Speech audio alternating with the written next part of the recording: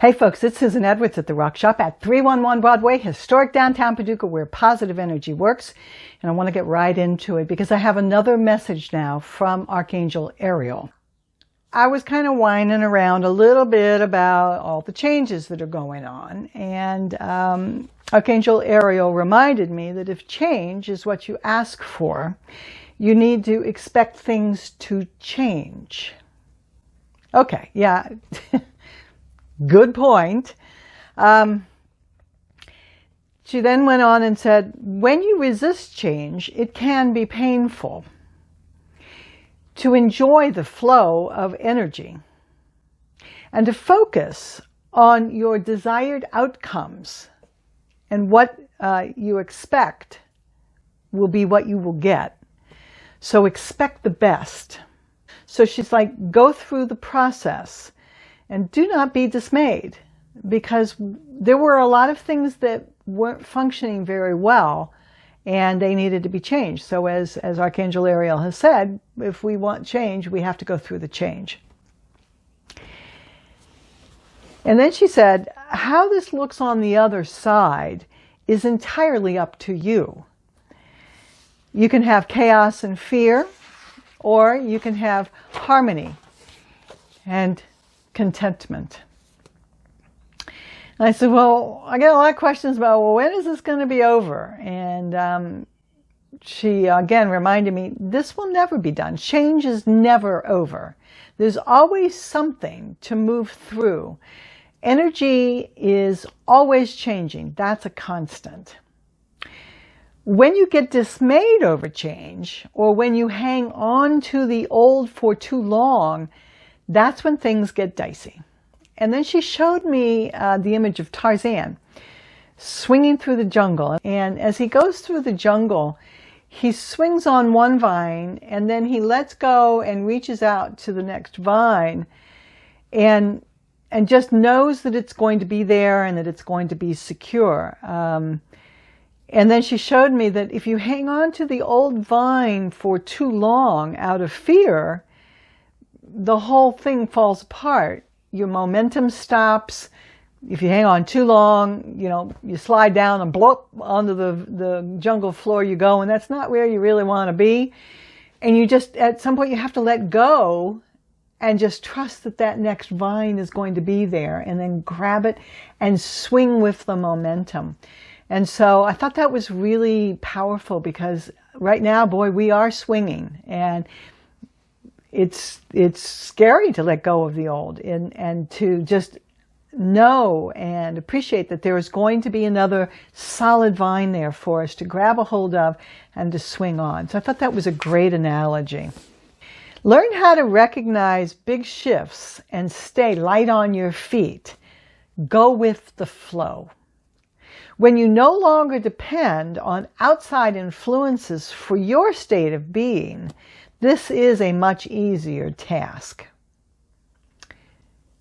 And then, if you've ever been in a strong current, you know it's pointless to try to swim against it.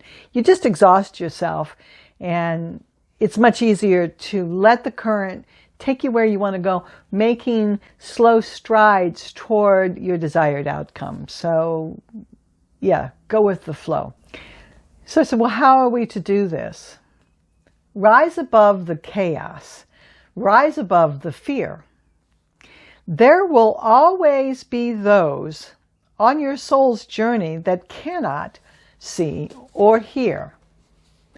And while that seems on the surface tragic, it is ultimately their soul's choice as to when and how to open up to the larger message. When we say wake up, we are calling you. It's time for you to do your job. This is the job that you asked to be a part of. And what an exciting time to be incarnate on Earth. And I'm like, okay, could you just be specific about what that job is? You know me, I like the details, right?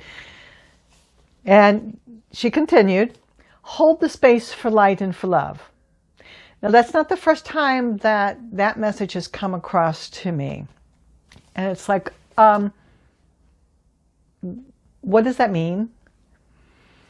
So what I saw when she explained it to me was this network of like relay stations. And then there's like a honeycomb shape that they all reach together, and they're all just spread out across the earth.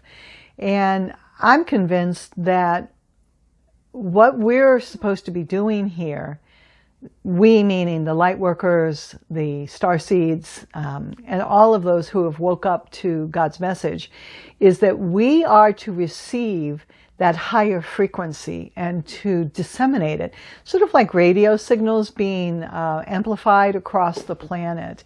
And so when we're really doing our job, what we're doing is we're holding the space for light and for love.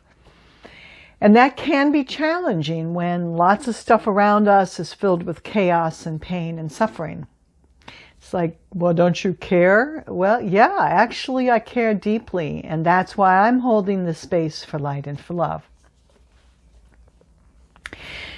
Reach out your spirit and touch one another.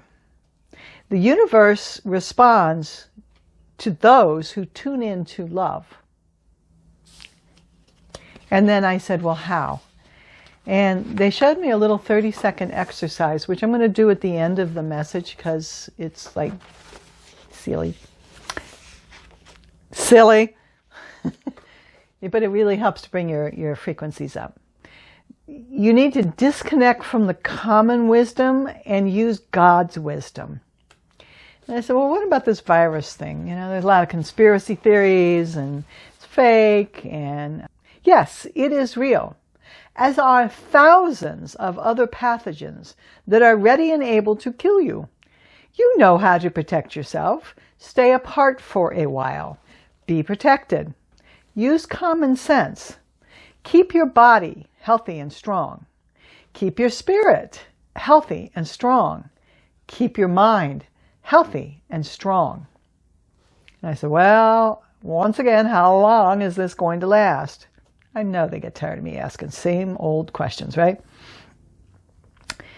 We told you this too shall pass, but the damage from the earthquake and the tsunami, now we're not talking about a literal earthquake or a literal tsunami here. We're talking about the virus pandemic and the economic fallout, which would be likened to the tsunami.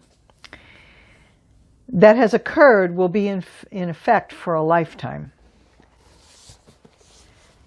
This is indeed a watershed moment. Nothing will be the same afterwards.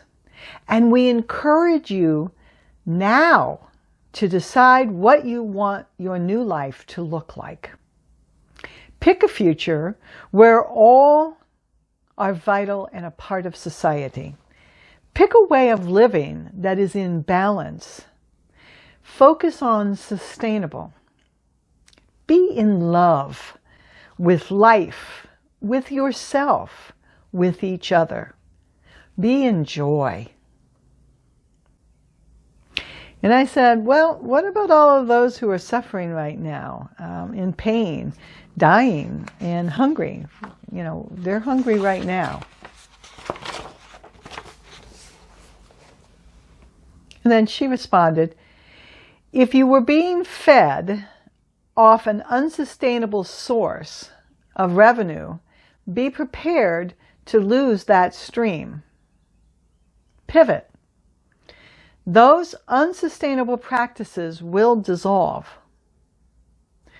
So what she showed me next was back in the early 1900s and in the 1800s, she showed me these whip makers.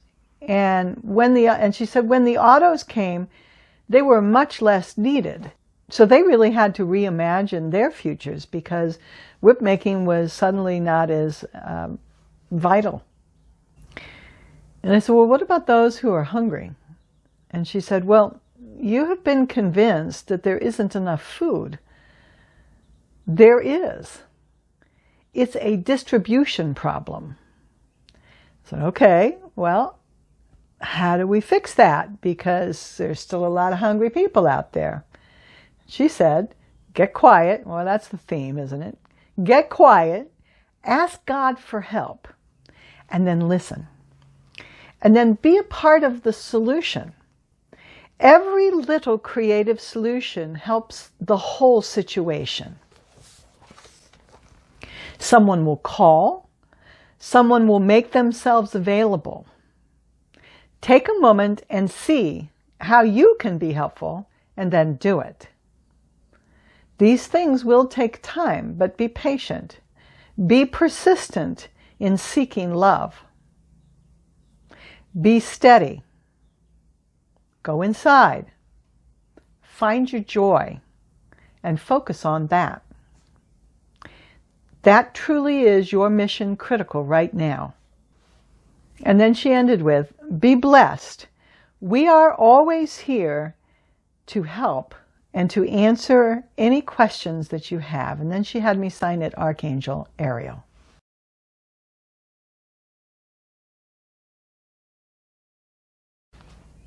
A few days ago, when I was hoping to hear from the angels, I could tell that my energy wasn't as high as it needed to be. Remember, when you want to connect with angels or any of these higher, light beings, you have to basically turn your radio dial to the station where you can hear their broadcast. So you have to bring your human frequencies up. They can come down a little bit, but there's a point where they can't broadcast on really low frequencies. So you can't be in anger or fear or any of those low emotions and expect to be able to connect with the higher beings. It's the wrong radio station. So they've showed me this technique before, but they gave me this exercise to do right in the beginning of my meditation. And I tell you, it immediately changed my frequencies. When I bring my frequencies up, I can tell that I've reached a level of gratitude because I get very emotional. And it took about 30 seconds of this. So when you get started, I promise you're going to feel stupid. What can I say? But it's going to bring your frequencies up. So here's what you do.